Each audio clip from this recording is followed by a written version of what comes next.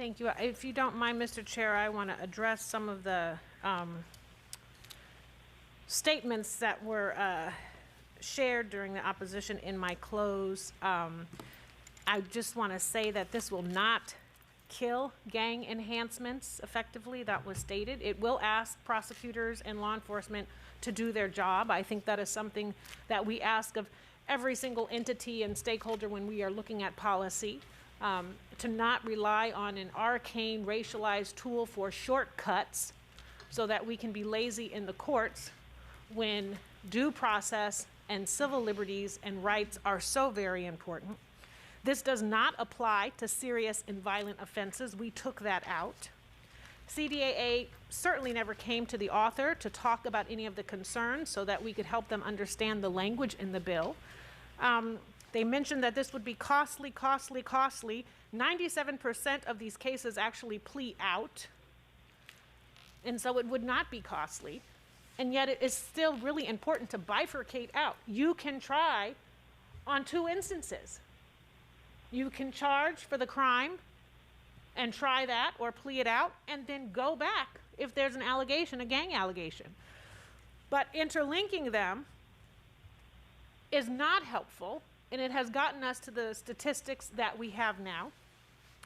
It was stated that DAs do separate one charge from the other. That is not true.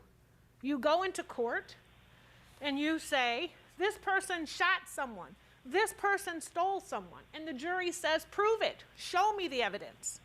Then you say, and this person is a gang member.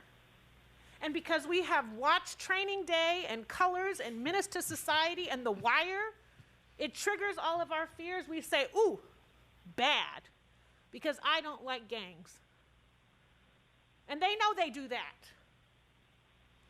Mr. Jackson, and he should have a side job writing in the movies, was using the same tactics that have gotten us to where we are now. Fear. Fear. This would, what did he say? Attack the evil that is hurting the psyche of our communities. No one wants gangs hurting them, terrorizing them.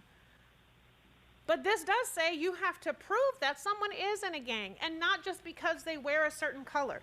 In 2018, Cameron Terrell was wearing a blue bandana, blue t-shirt, throwing up signs, had a tattoo, had his insignia, rolling around in a car and was shooting people, killed people, had a moniker, Milk, and White Boy.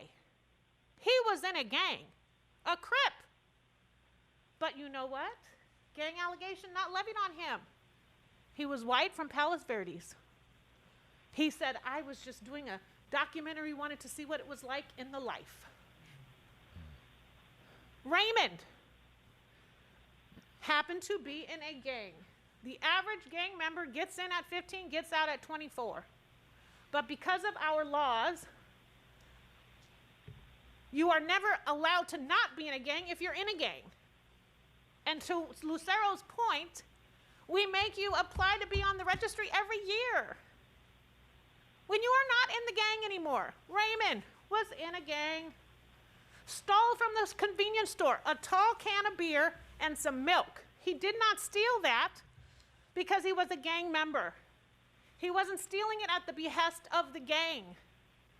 He stole it because he was thirsty and he had a child who needed milk. And a gang allegation was levied on him. So if there were consistencies, I wouldn't be here, Mr. Jackson. But there are. So bifurcate the issues. Charge them as such. But let's not rely on lazy tools. Let's put our big boy, big girl pants on and find the evidence to charge appropriately. That is what AB 333 is asking. I respectfully ask for your aye vote.